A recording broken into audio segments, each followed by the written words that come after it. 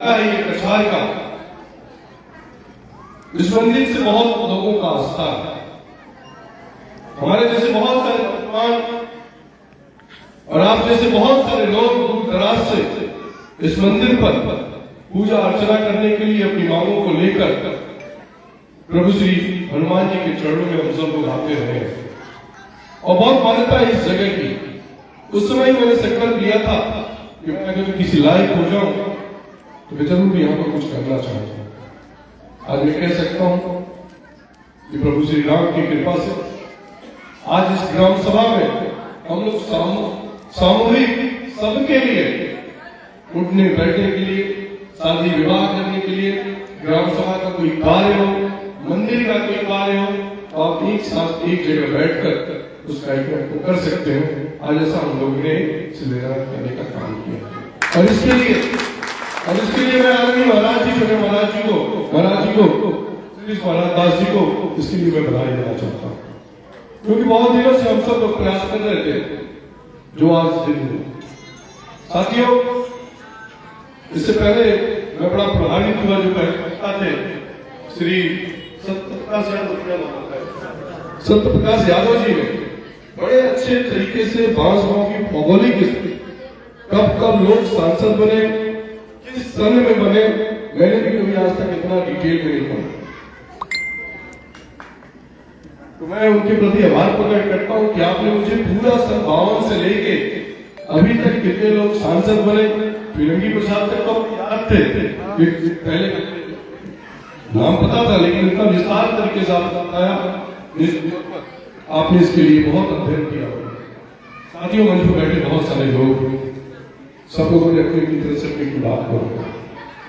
आप सब जानते हैं कि चुनाव का समय है और ये जो आज करीब दर्जनों सड़क का यहाँ पर और फिर इसके बाद गोला तहसील में मैं जा रहा हूँ, वहां पर भी शिलान्यास करने। मैं व्यक्तिगत रूप से मैं चाहता था, मेरी एक आदत है कि जिस ग्राम सभा का काम होता है तो उस गांव में जाकर मैं शिलान्यास करता हूँ, लेकिन समय कम होने के नाते, क्योंकि 8 तारीख से लेकर 13 तारीख के बीच में अधिसूचना लगना था और जो सांसद थी वो आते आते जनवरी के लास्ट में, जनवरी तक आई, मिड जनवरी तक। तो हमारे पास इतना समय नहीं था कि हम करीब 60-70 सड़कों का 60-70 गाँव में जाकर शिलान्यास करते। इसलिए मैं सामूहिक तौर पर एक नगर पंचायत में, ब्लॉक स्तर पर मैं सभी विधानसभाओं का आज एक साथ शिलान्यास कर रहा हूँ।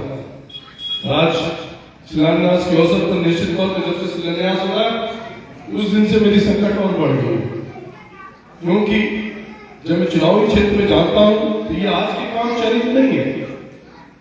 जब मैं क्षेत्रीय भ्रमण में जाता हूं तो उस समय जो नोट करता हूं, उसके बाद जब पैसा आता है तो वरीयता किसकी बन पाती है ये उस समय हम लोग तय करते हैं। तो जिन लोगों का सड़क बन गया उनको बधाई, और जितने लोगों का नहीं बना और जो लोगों ने ज्ञापन मुझे दिया, मैं आपको इस मंदिर पर जरूर ये कहना चाहूंगा, मैं ईमानदारी के साथ वरीयता के हिसाब से आप सब लोगों की सड़कों को अगली बार लेने का काम करूंगा। यह हम आपको जरूर बताऊंगा।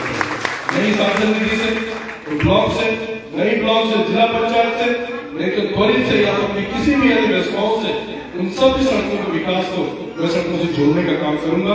ये मैं आपको आश्वासन देना चाहता हूँ। साथियों, मैं आपके प्रति आभार प्रकट करना चाहता हूँ। चुनावी माहौल है, हम लोग एक हफ्ते के बाद अधिसूचना लग जाएगा, उसके बाद हम लोग कोई न घोषणा कर पाएंगे, न तो कोई ऐसी विकास प्राप्ति कर पाएंगे। लेकिन मैं ये कह सकता हूँ कि सन 2009 से 2014 में जब आपने पहली बार मुझे मतदान किया था, अपना सांसद बनाया था, उस समय हमारी सरकार नहीं थी। उस समय यूपी में मात्र 10 सांसद हुआ करते, उस 10 सांसद में से 5 गांव का सांसद हुआ करता था, जो 5 गांव की जनता के चरणों में प्रणाम करते हुए, आपका अभिनंदन करते हुए मैं कहना चाहता हूं कि मैं उस समय कुछ कर नहीं पाया। हमें जितने भी चुनावी वादे थे, चाहे वो NH-29 कराओ, चाहे रेलवे लाइन कराओ, चाहे दुनिया पार में चीनी मिल की बात नहीं हो, चाहे बड़ी राम से गोला की सड़क की बात नहीं हो, चाहे राम जानकी मार्ग की बात नहीं हो, साथ ही ये सब मैंने चुनाव में वादा किया 2009 में, हमें करा नहीं पाया।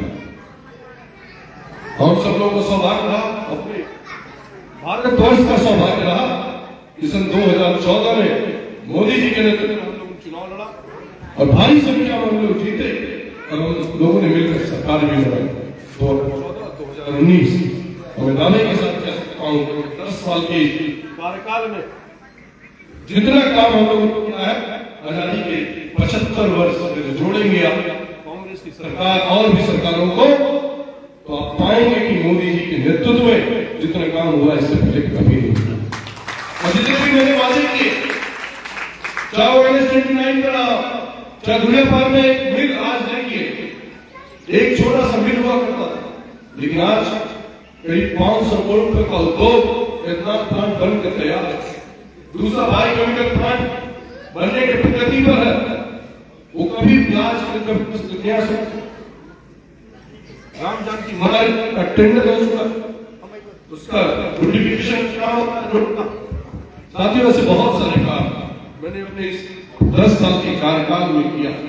मेरा एक सपना था, मेरे स्वर्गीय पिता स्वर्गीय ओम प्रकाश पासवान जी जब 95 में यहाँ से चुनाव लड़ने आए तो उन्होंने संकल्प लिया था इस क्षेत्र में मैं रेल लाइन बनवाऊंगा। दुर्भाग्य रहा, कुछ अपराधियों ने उनको मार दिया, लेकिन मेरी माँ 96 में बनी, उसमें माँ 13 महीने की सरकार रही, वो कुछ नहीं कर पाई। महावीर प्रसाद जी आए, स्वर्गीय महावीर प्रसाद जी, स्वर्गीय पासवान जी आए, उनके नेतृत्व में भी नहीं हो पाया साथी। क्योंकि जब भी एस्टिमेट बनता था लोग यही कहते थे रेलवे वाले, ये प्रोजेक्ट वाइबल नहीं है, पैसा सरकार का गाड़ा जाएगा। मैं इसलिए कहता हूं कि आदरणीय प्रधानमंत्री मोदी जी का हम सब भारतवर्ष के लोगों को पूजा करना चाहिए, उनका अभिनंदन करना चाहिए।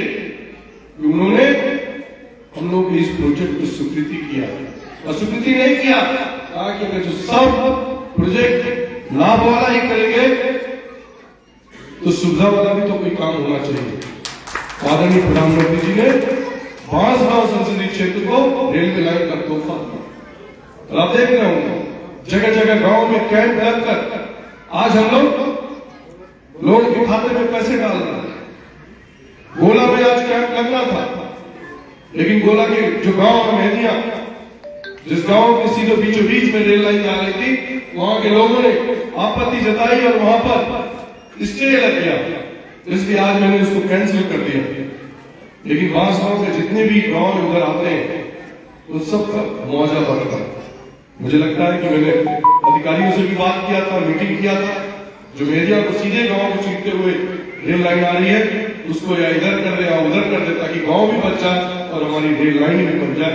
ऐसी व्यवस्था रेलवे के अधिकारियों ने कर दी है, जिससे आप लोगों को असुविधा नहीं होगी। आने वाले समय में वो भी हम लोग उसको निपटारा कर रहे हैं। साथियों, आप लोगों ने मुझे लगातार 3 बार संसद में भेजने का आपने मुझे मेरे ऊपर विश्वास किया। मोदी जी के नेतृत्व में हम लोग काम कर रहे हैं, योगी जी के नेतृत्व में काम कर रहे हैं। मैं आपसे पुनः आपके बीच में निवेदन करने आया हूं, आग्रह करने आया हूं कि बांसगांव लोकसभा से एक बार पुनः कमल खिले ही नहीं, इस बार ऐतिहासिक मतों से भारतीय जनता पार्टी यहां से जीते। ये हम सब लोगों को संकल्प इस मंदिर से लेके जाना होगा, इसलिए लेके जाना होगा क्योंकि आजादी के बाद प्रभु श्री राम का भव्य मंदिर, विकास के ऐसे तमाम कार्य जो हमारे पूर्वांचल में, चाहे एम्स हो चाहे मेडिकल हो, जहां किसी जिले में एक यूनिवर्सिटी होती है, आज हमारे जिले में 3 यूनिवर्सिटी आदरणीय योगी जी के नेतृत्व में। साथ में हम सब लोगों का दायित्व और कर्तव्य बनता है कि हम सब लोग मिलकर भारतीय जनता पार्टी को मजबूत करें और इस देश के लाडले, इस देश के बेटे, जिसने देश का गौरव पूरे दुनिया में बना के रखा है, ऐसे हमारे आदरणीय प्रधानमंत्री मोदी जी के नेतृत्व में तीसरी बार हमारी सरकार बने। आज ही हम सब लोग ये संकल्प लेने की आवश्यकता है। साथियों, मैं बहुत लंबी बात नहीं करते हुए, क्योंकि मुझे गोला में जाना, वहां हमारे सभी अधिवक्तागण इंतजार कर रहे हैं और मैं महाराज जी के प्रति बहुत आभार प्रकट करना चाहता हूँ कि अपने राजनीतिक जीवन में शायद मैं पहली बार इस रतीला वर्ष धारण कर किसी कार्यक्रम में उपस्थित हुआ, तो मुझे भी लग रहा है, मुझे बहुत अच्छा लगा।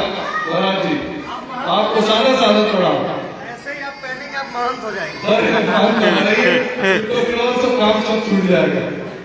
मैं इसके लिए भी, इस पोशाक के लिए महाराज जी के प्रति आभार प्रकट करता हूँ और ये काम जल्दी हो, अच्छा हो, जिसका लाभ आप सब लोगों को मिले।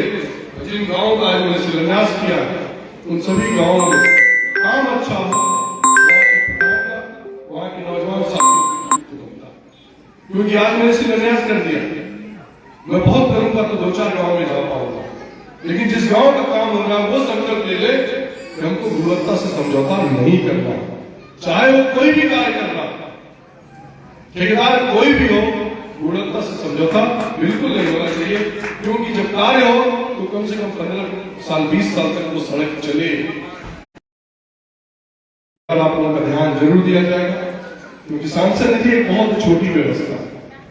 हमारे पास 400 हर विधानसभा में लमसम करीब 400 से 450 बूथ है। अगर 400-450 को हम मल्टीप्लाई करें 5 विधानसभा में करीब 2200 से 2300 बूथ आता है। मैं महाराज जी से कह रहा था, महाराज जी ये संभव ही नहीं है, कोई सांसद नहीं है जो हर विधानसभा के हर गांव में सांसद निधि से काम दे सके। इसलिए सरकारें हैं, लेकिन फिर भी आप लोगों की उम्मीद पर हम लोग खड़ा होते हैं, ऐसा हम भगवान से प्रार्थना करते हैं। एक बार पुनः इतनी ढेर सारी संख्या में महिलाएं बैठी हैं, इनके चरणों में प्रणाम करते हुए आप सब लोग का निवेदन करते हुए अपनी बात को समाप्त करता हूँ।